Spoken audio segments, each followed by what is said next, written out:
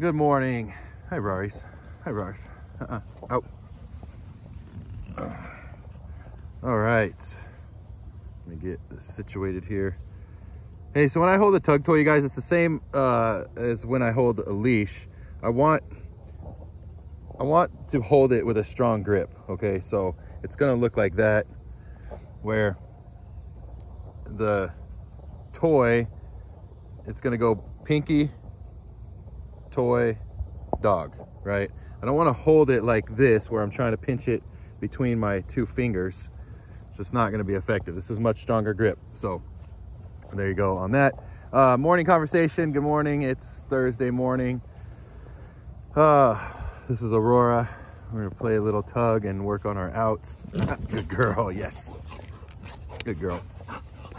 I saw a quote, one of my favorite quotes, and I just came across it again this morning, interestingly enough. It's by Michael Jordan, and it said a toddler falls down 50 times as they're learning how to walk, and not once does that toddler think to themselves, maybe this isn't for me. How does that relate to you and your dog? Well, first of all, I would encourage you to just consider all the ways that that relates to you and your dog, and the struggles you're going through with them, and training and living with them and life. And I would also encourage you to look at it and apply it to yourself, what you see in the mirror, literally and figuratively. Out.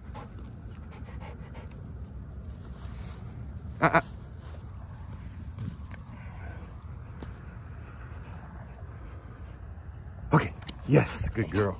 So yeah, toddler falls down 50 times trying to learn how to walk, and not once do they think, maybe this isn't for me. So now I look at that, there's lots of ways you can go with that, but consider, a lot of people, for some reason, get to thinking that their dog can't jump in their car.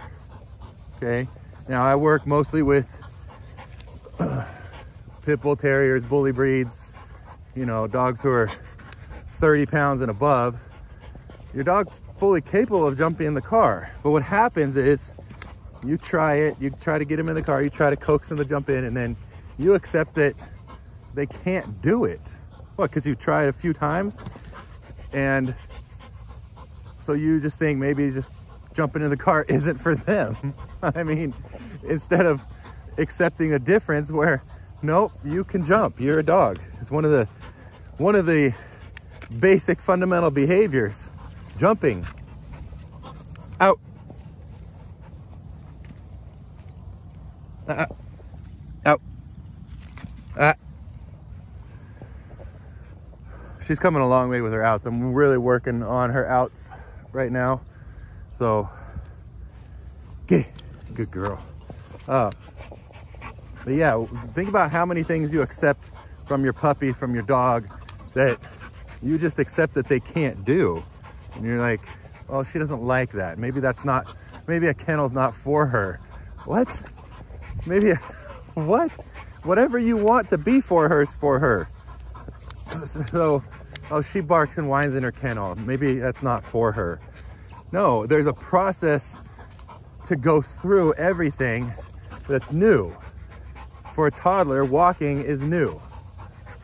For your puppy, everything is new. Everything you do with your puppy is new.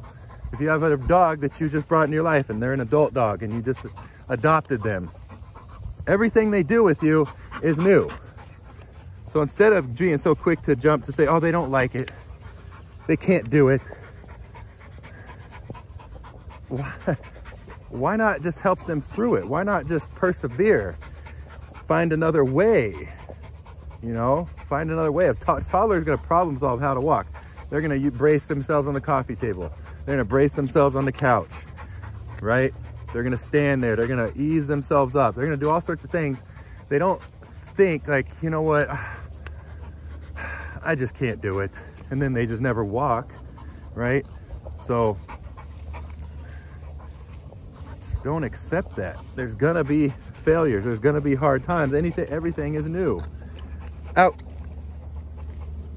Good. Get. Yep. Good girl. That was nice. That was nice, Rars.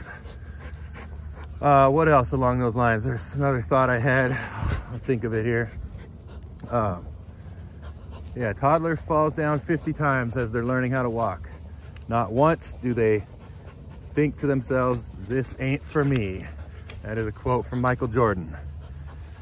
Apply it to yourself, apply it to your dog. You know, unfortunately, what you end up doing is you keep your dog fragile. You're not empowering your dog. You're keeping them extremely dependent on you, extremely fragile and weak. You know, obviously you want to take your dog places, so you got to put them in the car. And if you have accepted that they can't jump in the car, or they're afraid to jump in the car, and then you come to their aid, they are 100% dependent on you. And some of you listening like that. Your subconscious likes that. Your emotions like that. The void that you have within yourself to feel needed and loved and wanted likes that. And that's, quite frankly, it's very human, but it's also, quite frankly, it's selfish and it's disgusting. So the whole like, he can't do it, she can't do it, she's scared of it. What you're doing is projecting a victim mindset onto your dog. Probably because you have a victim mindset. Accepting, part of how to counter that is accept responsibility. You know what? She's scared of this, and it's my responsibility to help her be brave. It's my responsibility to teach her. Out. Out. Out. Okay. Good girl. That's how you get away from a victim mindset. Look at everything as your responsibility, as a choice. You're not a victim. Your dog's not a victim. Your dog might be a victim of your victim mindset. Your dog might be a victim of your choices and your lack of taking responsibility. But your dog is fully capable of being a confident, resilient animal that can learn about the world. They're fully capable. Everything that you have said, well, my dog can't do that, my dog doesn't like that. Really? Give me your dog for a week, I'll show you different. Which means it's not your dog, it's you. Not your dog, it's you. Ever wonder, you see all these trainers handle people's dogs, handles the owner's dogs. The owner's dog goes and live with them. I have dogs come and stay with me and live with me and behave differently and start to blossom and start to thrive. Yes, the dog is learning, but then oftentimes what happens, you give the leash back sometimes and leash back to the owner, and the dog goes back to what they know from the owner. So it's not that the dog can't do things, it's that you have created a certain relationship with your dog. You have created a certain association. They view you and feel a certain way about you. Out. Good girl. Get it. Yes. Yes. Good girl. Nice. That was a good one. So your dog is fully capable. If I can get your dog to jump in a car, it's not your dog. It's you. It's you accepting that they can't. It's you doubting whether they can't. It's hesitation. If I'm teaching a dog to jump in the car, yes, I have a process to do it, but there's never a point in that entire process that I have doubt or hesitation or reservation that jumping in a car is something that they can't do. And I never think that maybe it's just something that they don't like to do. That never enters my brain. I'm never even considering it. Not one bit. Out. Good girl.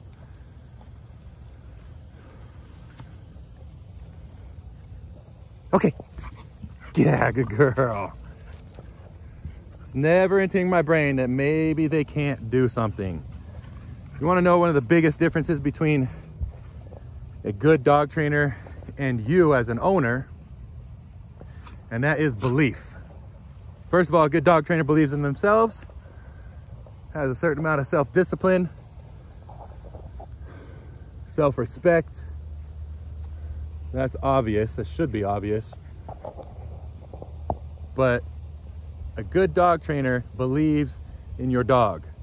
Knows, without a doubt, I wouldn't even say believes, knows what your dog can do. Knows that your dog is capable. Knows that your dog can achieve and overcome. It's not even belief, I wouldn't say. A good dog trainer knows the potential of your dog, knows what they can do. They're not operating on faith and hope and belief and wish. You, as an owner or a not good dog trainer, starts to doubt whether or not the dog can do something, can achieve something, can overcome. So they start to hesitate. Well, maybe they shouldn't do, maybe they don't like that. Maybe they don't like that. Maybe you can't do that. Well, maybe they're just gonna be reactive forever. Maybe blah, blah, blah. Like, that's a bad dog trainer. That's now you're just like an owner where you got doubt and you're putting limitations on the dog that, you know what, you're probably just gonna have to keep him locked up forever. Out.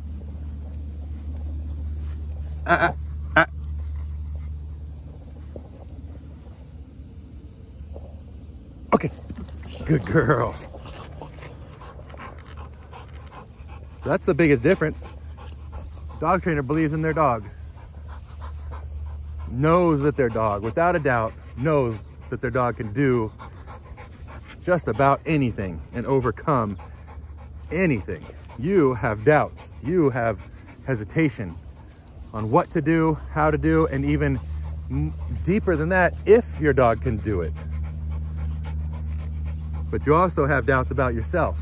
Can I do this? I've failed at it before.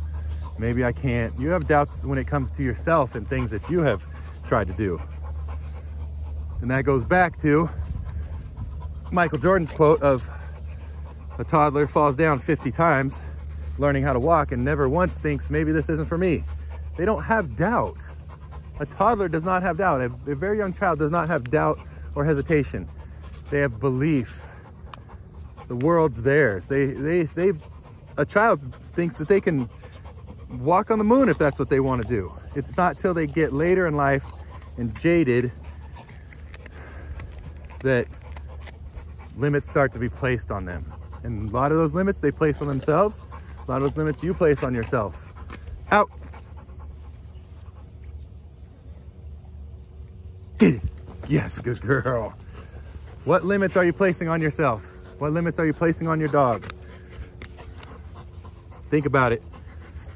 Remove those limits and watch what happens. Remove the limit that you think your dog doesn't like something. Remove the limit. Oh, jailbreak. I got it. I got it now.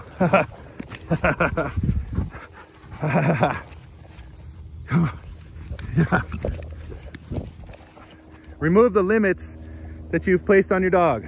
Whatever you have told yourself, if you find yourself saying, oh, my dog can't do that. My dog will never do that. My dog doesn't like. Whatever that one thing is, identify one of those, because most likely you've got a few of them. Remove that limit. Just, first of all, stop saying it. And second of all, put your focus and attention towards how to remove that limit and how to help them through that, because I guarantee you they can do it. Outside of flying, they can do it. I promise you. The knowledge is out there. My inbox is always open.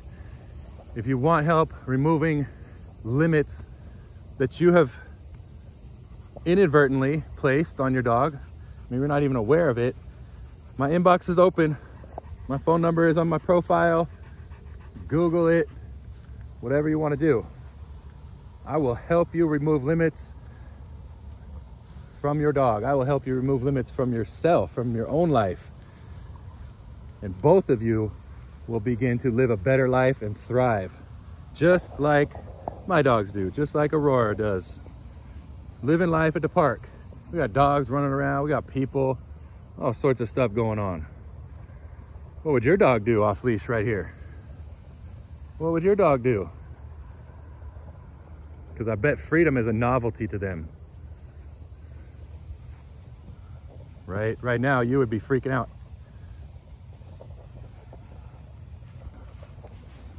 Out. I'm not freaking out. We got it like that. We got it like that. We got a relationship. I got value. Let's go. Good girl. I got value. What is your value to your dog? If you're placing limits on them, your value is not very high. Do you value someone that places limits on you? Or do you kind of resent them? Do you value people in your life that challenge you and encourage you and support you and try to remove limits and try to help you get better? Try to raise your standards. Do you value those people, or do you value people that tell you can't do something and place limits? Usually that's what our parents have done.